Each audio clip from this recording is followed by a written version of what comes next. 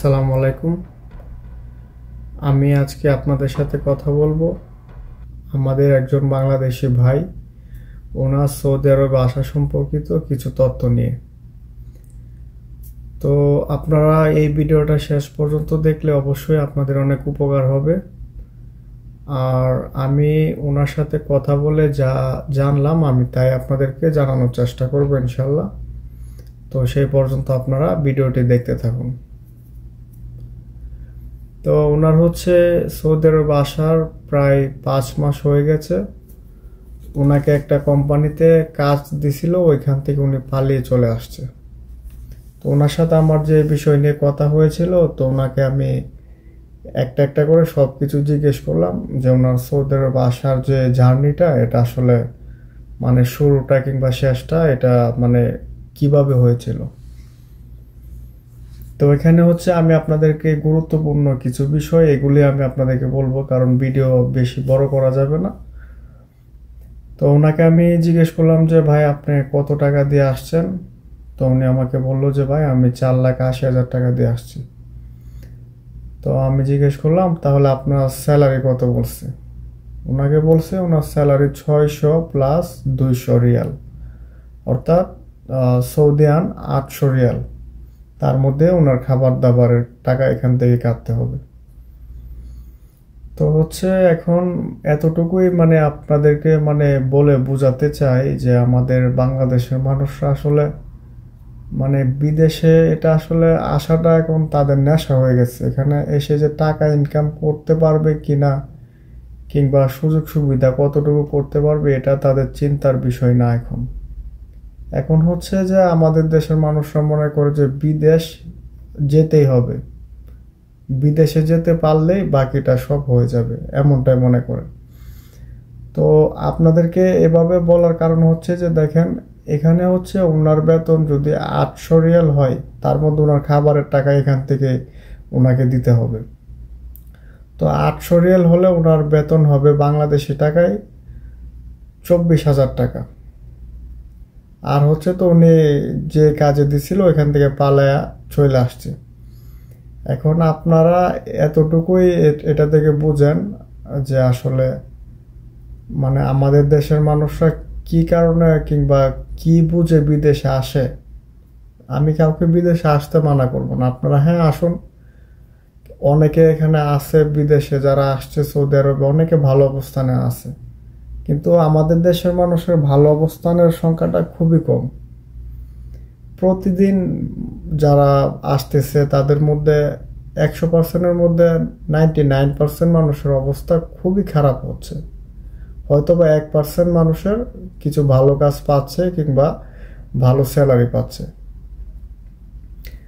তো দেখেন আজকের এই দিনটাতে হয়তো বা শত শত মানুষ আমাদের বাংলাদেশ থেকে আসবে। প্রতিনিয়ত এভাবে আমাদের দেশ থেকে মানুষ আসতেছে, বিপদে পড়তেছে, তারপর এটার কিন্তু মানে কোনো ব্যতিক্রম হবে কিংবা এটা নিয়ে কেউ কোনো কথা বলবে, এটার একটা ভালো একটা দিক নির্দেশনা করবে, এরকম কোনো কিছু আমাদের দেশে এখন পর্যন্ত হচ্ছে না। তো আমি সবাইকে অনুরোধ করব যে আপনারা যারা বিদেশে আসবেন অন্ততপক্ষে আপনারা আপনাদের স্যালারি সম্বন্ধে, আপনাদের কাজ সম্পর্কে সব কিছু জানার পরে আপনারা বিদেশে আসুন। আমি নিজেও সৌদি আরবে আছি, আমিও আসলে এতটা ভালো আছি যে এমনটা না। তারপর আমি আসলে আমার অভিজ্ঞতা থেকে আপনাদেরকে বলবো আপনারা সব কিছু জানার পর তারপর বিদেশে আসুন। কারণ আপনি বিদেশে আসবেন টাকা রোজগার করার জন্য। এখানে আসার পর যদি আপনার পরিবার যদি আপনাকে দেখতে হয়, তাহলে কিন্তু আপনি যেই স্বপ্ন যে ইচ্ছা নিয়ে বিদেশে আসবেন ওইটা আপনার স্বপ্নই রয়ে যাবে।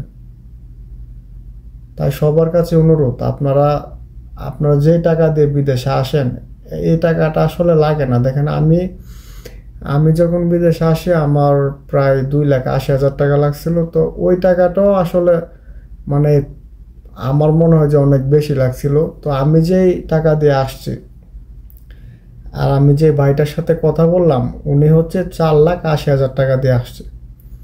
তো আমার থেকে ওনার স্যালারিটা কম। এখন বুঝেন যে আসলে এই মানুষটাকে কতটা মানে বিপদে এই যে দালালের মাধ্যমে পড়লো। এটা কি আর কোনোদিন উনি শুধরাতে পারবে? হয়তো বা 2 বছর পরে উনি এভাবে চলে যাবে। তো আসলে লোকটা এখন অনেকটা মানে একটু মানসিক ভারসাম্যহীন হয়ে পড়েছে। কারণ হচ্ছে যে আসলে বাড়ির থেকে আসলে যে টাকা পয়সা কেউ ক্যাশ টাকা দিয়ে আসে না, অনেকে ধার দেনা কিংবা যে কোনো কিস্তির মাধ্যমে এই টাকাগুলি ম্যানেজ করে আসে। তো হচ্ছে এক হচ্ছে ওনার কাজের জায়গা থেকে পালিয়ে আইসা পড়ছে, তারপর হচ্ছে ওনার যে টাকার বিষয়টা, যে স্যালারিটা পাবে উনি বাড়িতে কি টাকা পাঠাতে পারবে, কত টাকা পাঠাতে পারবে, এটা কিন্তু আপনাদেরকে বোঝানোর আর কোনো কিছু বাকি নাই, অবশ্যই আপনারা বুঝতে পারছেন। তো আমি আপনাদেরকে শুধু একটা কথাই বলবো যে আপনারা এত টাকা দিয়ে বিদেশে আসবেন না। আপনারা যদি নিজেরা ঠিক হতে পারেন তাহলে এই আমাদের বাংলাদেশটা একদিন দালালের হাত থেকে বাঁচতে পারবে। আপনারা যদি প্রতিজ্ঞা করেন যে না আমরা এত টাকা দিয়ে বিদেশে যাব না, তাহলে দালালরা অবশ্যই আপনাদের কাছ থেকে এত টাকা নিতে পারবে না। এই টাকার পরিমাণটা অনেক কমে যাবে, আর এই টাকার পরিমাণটা কমাতে পারলেই আপনারা বিদেশে এসে সাকসেস হতে পারবেন। আপনি যদি 5 লাখ টাকা দিয়ে বিদেশে আসার পর আপনার 20,000 টাকা স্যালারি হয়, তাহলে এই বিদেশ দিয়ে আপনি সাকসেস হতে পারবেন না। তো আমি সবাইকে অনুরোধ করব, আপনারা যারা সৌদি আরবে আসতে চান, আমি সবাইকে মানে বিশেষ করে একটা কথা বলবো যে আপনারা সর্বোচ্চ 2 লাখ টাকা দিয়ে আপনারা বিদেশে আসার চেষ্টা করুন সৌদি আরবে।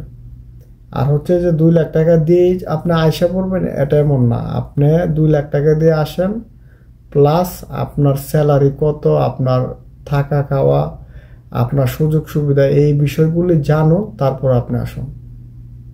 এখন আপনার 2 লাখ টাকা কম টাকা লাগবে এই কথা শুনে আপনি যদি কোনো কিছু যাচাই না করেন, তাহলে আপনার ব্যর্থতা। তো আমি জানি না আপনাদেরকে আমি কতটুকু বুঝাইতে পারছি। আমার আসলে এখন হচ্ছে যে আমি আসলে এতটা কথাও বলতে পারি না, আর হচ্ছে আমি আসলে নতুন কথা বলতেছি, হয়তো আমার কথার মধ্যে অনেকটা অস্পষ্ট হতে পারে, তার জন্য সবাই ক্ষমার দৃষ্টিতে দেখবেন। আর আমি আপনাদের জন্য ইনশাল্লাহ আমি নতুন নতুন বিষয় নিয়ে আমি আপনাদেরকে জানানোর চেষ্টা করব। আর হচ্ছে আপনারা সবাই আমার চ্যানেলটিকে সাবস্ক্রাইব করে রাখবেন। সেই পর্যন্ত আপনারা সবাই ভালো থাকবেন। ধন্যবাদ।